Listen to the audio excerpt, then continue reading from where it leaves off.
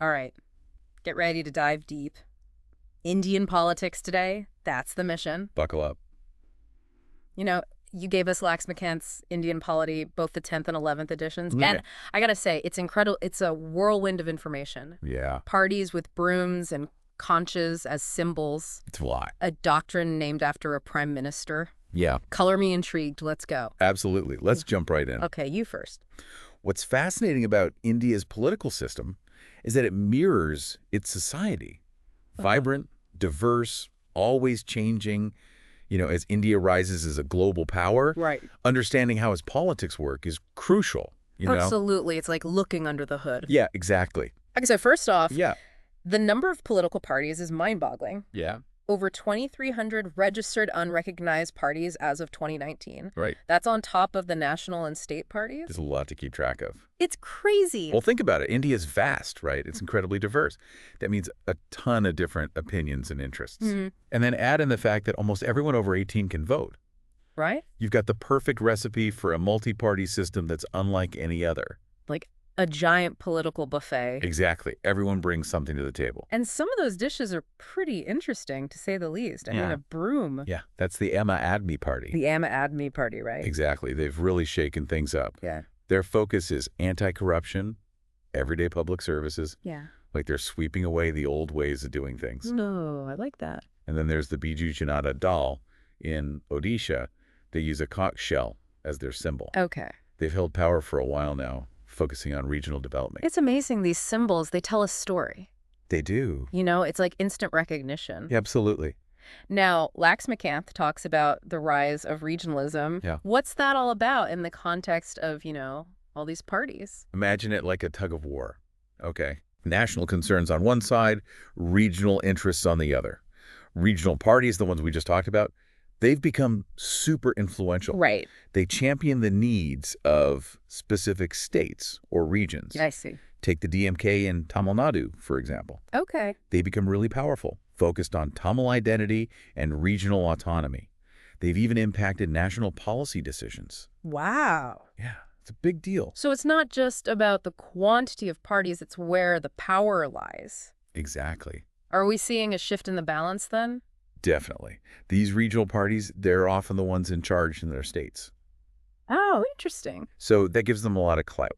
Right. This impacts everything, from coalition formations at the national level to how policies actually get put into practice. It's like a constant back and forth. Yeah. What's good for the whole country versus what specific regions need. That makes you think, is this focus on regional needs a good thing or a bad thing for India's progress overall? Right. Something to consider as we move on, right? Absolutely. Okay, let's get into how Indians actually choose these leaders. Okay. Election. Elections, yeah. Laxmikanth lays out a pretty complex system. Yeah, it's intricate, Yeah. but there are reasons for all those details, right? Yeah.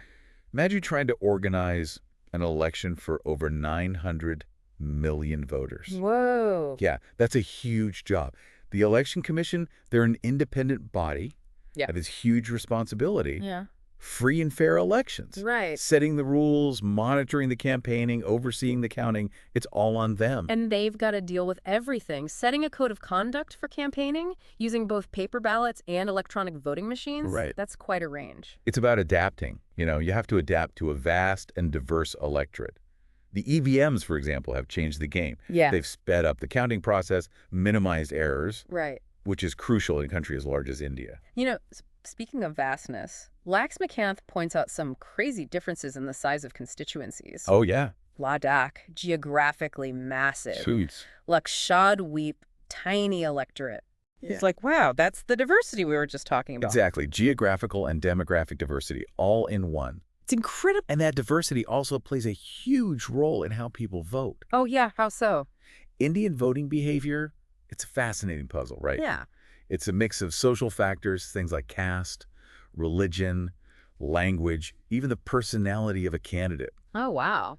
Combine that with political factors, party performance, ideology, and you've got a lot of moving parts. So it's not just about promises, it's a whole web of influence. It really is. I can only imagine political analysts pulling their hair out trying to predict anything. Absolutely. It's like trying to predict the weather. Too many variables. Yeah, way too many. Now, with all these parties and diverse influences, it's no surprise India often ends up with coalition governments. Coalitions, yeah. Laxmikanth defines them as, different political parties joining forces to form a government. Right, it's like a political jigsaw puzzle. Yeah. Parties have to find the pieces that fit together. Right. Even if they don't see eye to eye on everything. Yeah. And India's had a long history of these coalitions, each one leaving its own mark. Like in 1977, Yeah. when the Janata Party came into power. Right. A coalition of various parties all opposed to Indira Gandhi's rule. Yeah. A landmark moment. Absolutely. It showed that single-party dominance wasn't a given. Not a guarantee. Not at all. And since then, we've seen a whole parade of coalition governments. Right, yeah. Each shaping the political landscape. Oh, sure. But coalitions, they're a double-edged sword, aren't they? Yeah, they have their pros and cons. On the one hand, you've got broader representation, diverse voices getting a seat at the table. Right. But on the other hand, coalitions can be unstable, Yeah. prone to infighting, compromise. It's a delicate balance. like a team sport where Exactly. some players clash, others shine. Yeah, and finding that harmony. Right. Getting everyone to work together. It's the key. Is this model sustainable long term? That's the question. Will we see a return to single-party rule? Another good question. Something for our listener to think about. Absolutely. Now, when you have so many parties vying for power, defection's bound to happen. Oh, defection. A real headache. Politicians switching sides, right? Imagine a key player suddenly changing teams mid-game. Oh, yeah. Total chaos. Right. That's where the anti-defection law comes in, trying to keep things in check. Trying to maintain order. Right. Laxmikanth explains how it was added to the Constitution Yeah, to prevent this political opportunism. exactly. It basically lays out when a member of parliament or a state legislature can be disqualified for jumping ship. It's like a set of rules to keep the game fair. Right. Sets the boundary. Take Yeah. a prominent politician. Right. Defected from his party just days before a crucial vote Oh, wow. caused the government to collapse. No way. The anti-defection law, it was used to disqualify him, Wow. stopped him from benefiting from his actions. Yeah. A high-profile case. Really showed the law has teeth. So it's not just theoretical, it has real consequences. Actual consequence. But it also makes you think about freedom of expression for these elected officials. Right. Where's the line between party loyalty and dissent? That's the tough part, finding that balance. Right. Balancing individual freedom with the need for stability.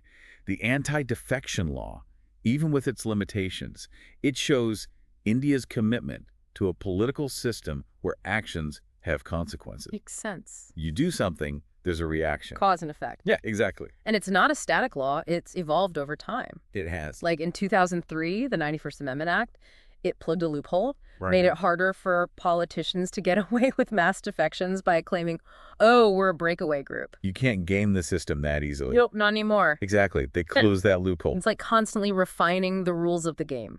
Always evolving. Now, moving beyond the political parties and elected officials, Yeah. there are pressure groups. Pressure groups, a whole different ballgame. Laxmikanth describes them as organized groups advocating for specific interests. Right. Kind of like lobbyists, but with a broader range of tactics. Exactly. They're the behind-the-scenes players. The influence. Yeah, influencing the narrative without actually being in the spotlight. I see. You've got business groups pushing for favorable economic policies, Okay. trade unions fighting for worker rights, student organizations mobilizing for educational reforms, Makes sense. and religious and caste groups advocating for their communities. So it's a whole network of voices trying to get the government's attention, It really is. each trying to steer the ship their way. They use everything. Yeah. Public campaigns, lobbying, protests, demonstrations. Wow. They're not afraid to make their voices heard. And it's fascinating how these groups, even without holding elected office, can have a big influence. They can. Think of the farmers' protests a few years back. Oh, yeah, a powerful example. Brought the country to a standstill, They did. forced the government to reconsider its agricultural policies. Exactly. It shows that power in India isn't just concentrated in parliament. It's everywhere. It's distributed throughout society. Now, speaking of power dynamics, one of the biggest challenges India faces is maintaining national integration. National integration. Keeping this incredibly diverse country unified. That's the challenge. It's like trying to hold together a beautiful mosaic. With pieces constantly shifting and changing. Right. Regionalism, language differences, communal tensions. All potential cracks in the foundation. And Laxmikanth points to the National Integration Council as one way India tries to address this? The National Integration Council, yeah. It's like a big tent. Bringing everyone together. Leaders from different states, parties, and communities coming together. Finding common ground. Trying to prevent these differences from escalating into conflict. Exactly. It really highlights the constant work needed to bridge divides. Bridge those divides, Yeah, and nurture that sense of shared identity. It's an ongoing process. Like it's a journey, isn't it? It really is. Now let's shift gears a bit. Okay. And zoom out to look at India's role on the global stage. Yeah, going global. That's foreign policy. This is where things get really interesting. Oh, for sure. Laxmikanth outlines all these guiding principles for India's approach. Non-alignment, peaceful coexistence, anti-colonialism. It's a unique path. Like a political compass. Yeah. Pointing in a new direction. What's interesting is how India, even during the Cold War, never chose a side. Right. Playing it smart. The principle of non-alignment. It let them stay independent and build relationships with both the U.S. and the Soviet Union. So strategic. Yeah, like a game of chess. Making moves that benefit India no matter who's fighting. Exactly. Not about picking friends, it's about playing the game. Right. And then there's the Gujral Doctrine. The Gujral Doctrine, yeah. I find this fascinating. It's a good neighbor policy on a grand scale. All about strong relationships with India's neighbors. Especially the smaller ones. Right, making concessions without expecting anything in return. Building trust, goodwill. Because a stable neighborhood benefits everyone. Exactly. Smart thinking. Forward thinking. And speaking of looking ahead, Laxmikanth also highlights India's support for the United Nations. Oh yeah, a long-standing member. They've been a member since 1945. Right, consistently pushing for peace, disarmament, development. Like a global citizen. A responsible global citizen. Making a positive contribution. Think about their peacekeeping efforts. Right, and their advocacy for a fairer world order. They've sent troops to conflict zones all over the world. Wow.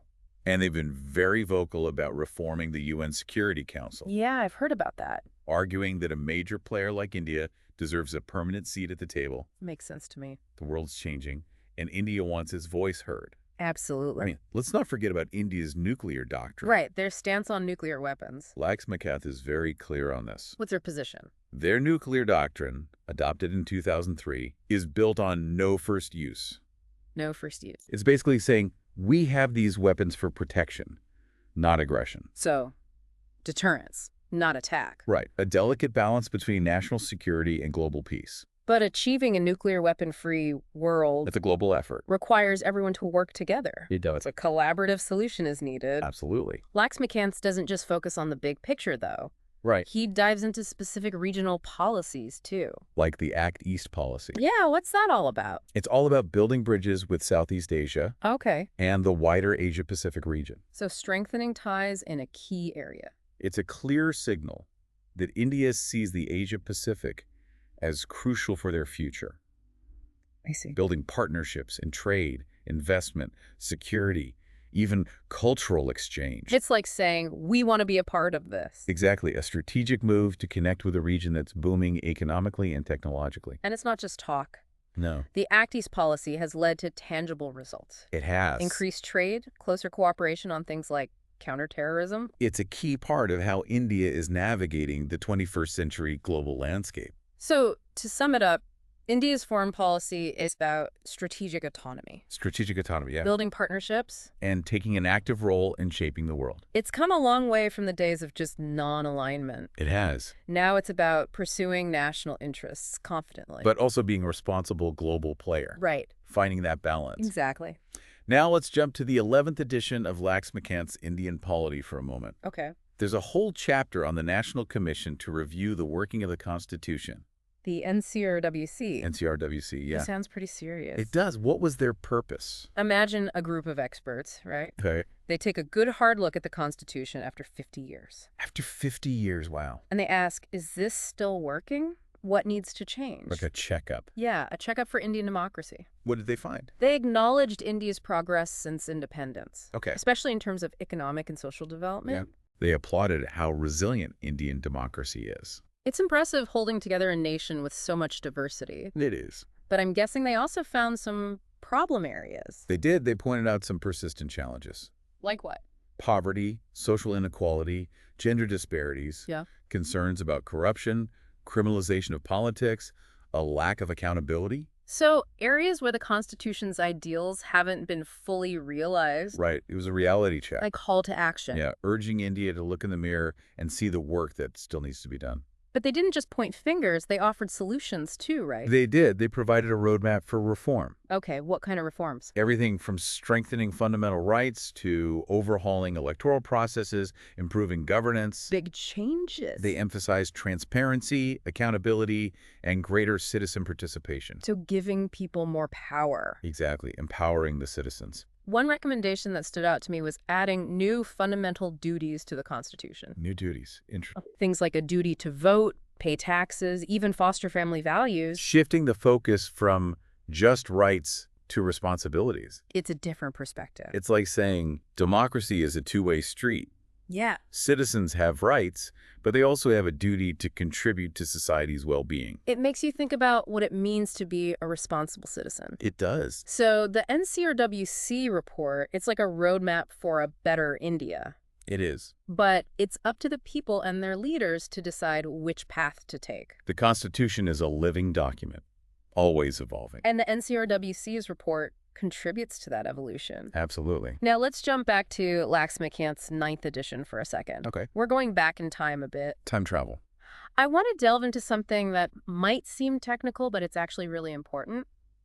Cooperative societies. Cooperative societies, yeah. They sound like a relic of the past. Do they still matter? Are they still relevant in modern India? They are, especially in rural areas. Okay. Cooperative societies are all about people coming together to achieve common economic goals. Okay. They can be involved in anything from agriculture and dairy farming to credit and banking. So a way for people to pool resources and help each other out. Exactly. Grassroots economic empowerment. And the government recognizes their importance. They do. How so? The 97th Amendment Act of 2011, it added a whole new part to the Constitution. Wow. Part IXB, specifically for cooperative societies. That's pretty significant. It lays down the rules for how they're formed, regulated, and run. So a framework for success. It emphasizes democratic functioning, making sure members have a say. So it's about empowering the people within these societies too. Exactly. What kind of impact are they having? They play a vital role in rural development, Okay. providing access to credit, marketing facilities, essential services that might be out of reach otherwise. So filling in the gaps. They also foster a sense of community ownership, self-reliance. That's empowering. It is. So while they might not be making headlines, Right, they're under the radar. they're quietly making a difference in the lives of millions. They are. A unique blend of economic activity and social responsibility. A model worth studying. Absolutely. Now let's talk language. Language. It Yeah. affects every Indian citizen. Right. India's linguistic diversity is incredible. Yes, it's a complex landscape. Navigating that complexity is a challenge. Laxmikanth gives us a detailed breakdown of the constitutional provisions related to language. He does. Article 343, it declares Hindi in Devanagari script as the official language of the Union. Okay. So Hindi is the main language. It's more nuanced than that. Okay. The Constitution recognizes India's linguistic diversity. Right. So it allows for the continued use of English for official purposes. So it's a practical approach. It's about ensuring smooth communication and administration. In a multilingual nation, Exactly. not forcing everyone to speak Hindi, Right. finding a solution that works. A workable solution for everyone. And then there are the 22 scheduled languages recognized by the Constitution. The scheduled languages, yes. These languages, like Bengali, Tamil, Telugu, and many others, they have a special status, right? They do. Provisions for their promotion and development. It's about recognizing and respecting the linguistic tapestry of India. Language is such a core part of cultural identity. It is. It's amazing how India tries to balance national unity with preserving this heritage. It's an ongoing process Constantly evolving. to meet the needs of a diverse and dynamic society. Okay, shifting gears again. Right. Let's look at public services. Public services, the backbone of the government. These are the people who keep things running. From top bureaucrats to teachers in classrooms, The unsung heroes. Laxmikanth breaks down the different types of public services. Yeah.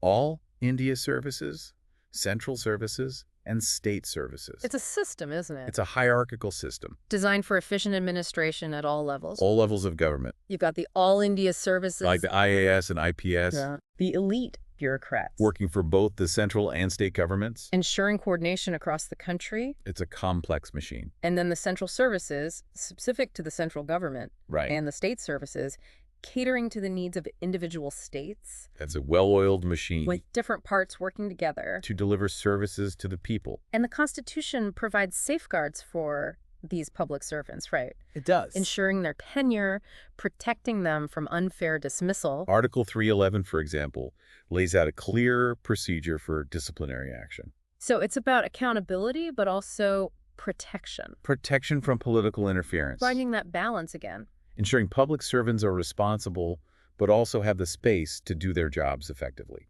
Okay, switching gears one more time. Let's do it. Laxmikanth dedicates a whole chapter to special provisions for certain groups. Special provisions, yeah. Like scheduled castes, scheduled tribes, and other backward classes. SCs, STs, and OBCs. These provisions are embedded in the Constitution. They are. They aim to address historical injustices Right.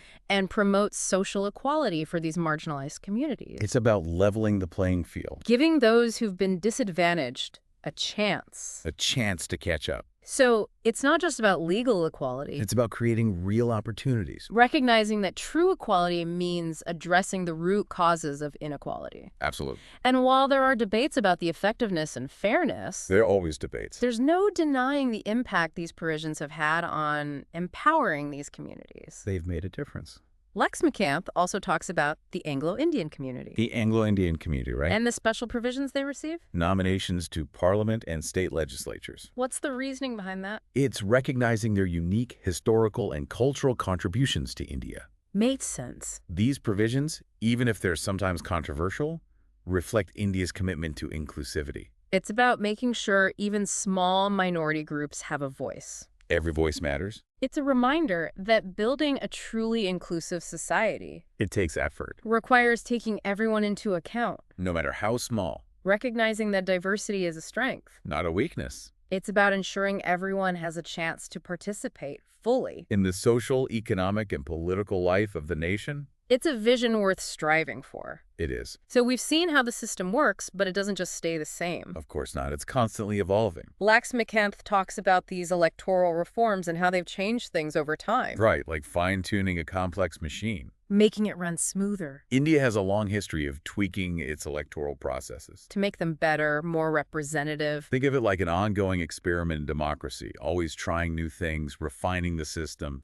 Like that time they lowered the voting age from 21 to 18. Back in 1988, A big change. huge. It gave millions of young people the right to vote, Acknowledging that they deserve a voice. shaping their own future. It must have brought a lot of new energy into politics. Fresh perspectives. And then there are the EVMs. The electronic voting machines, We talked about those earlier. they've made elections so much smoother. Efficient, too. But Laxmikanth also mentions other reforms. Oh, yeah. Like what? Restrictions on exit polls, Mhm. making it easier to disqualify corrupt candidates. Trying to keep things fair. Closing loopholes, leveling the playing field. One reform that I found really interesting, Oh, yeah. the none of the above option on the ballots. The NOTA option. You can actually vote against all the candidates. You can. That's pretty powerful. It is. It gives voters a way to say, hey, none of these people represent me. I want better choices. Like a protest vote. It is a way to express dissatisfaction, demand more from those in power. I bet that keeps the candidates on their toes. It does. They have to work harder to earn those votes. Now, one reform that Laxmikanth really dives into, Yeah. the idea of state funding of elections. That's a controversial one. It is. There are strong arguments on both sides. Yeah. Supporters say it would reduce the influence of money in politics, Because parties wouldn't have to rely so much on private donations. which often come with strings attached, Right. It's about creating a system where everyone has an equal chance. regardless of their wealth. Exactly. A level playing field. But critics worry about the cost to taxpayers. And whether it would really eliminate all those under-the-table donations. It's a tough question. The complex issue. No easy answers. Definitely something for our listeners to think about. Would state funding make things cleaner and fairer, or would it just create new problems? It's a debate worth having. As we wrap up our deep dive into Indian politics, It's been quite a journey. Laxmikanth leaves us with some things to ponder. About the nature of the Constitution itself. Right. He emphasizes that it's not just a set of rules, It's a living document. that needs to adapt and change with society. He even quotes Jawaharlal Nehru, India's first prime minister, who argued for a flexible constitution. capable of growing with the nation. It's like a tree that needs to bend with the wind to survive, But how do you balance that flexibility? with the need to protect the core values of democracy. That's the challenge. Laxmikanth points out that the Indian Constitution has been amended over 100 times Wow.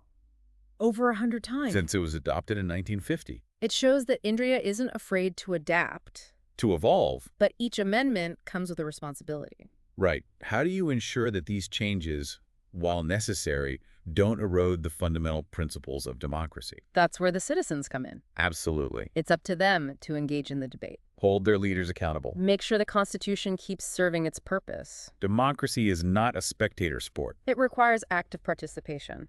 Well said. And on that note, I think we've reached the end of our deep dive into the intricate world of Indian politics. We've covered a lot of ground. From the nuts and bolts of elections to the philosophical underpinnings of the Constitution. It's been a fascinating exploration. But remember, this is just the beginning. Laxmikanth's Indian Polity is a treasure trove of information. Keep reading, keep learning, and keep engaging. An informed citizenry is the heart and soul of a thriving democracy. And as India continues its rise on the global stage, Understanding its political system will be more important than ever. thanks for joining us on the Deep Dive.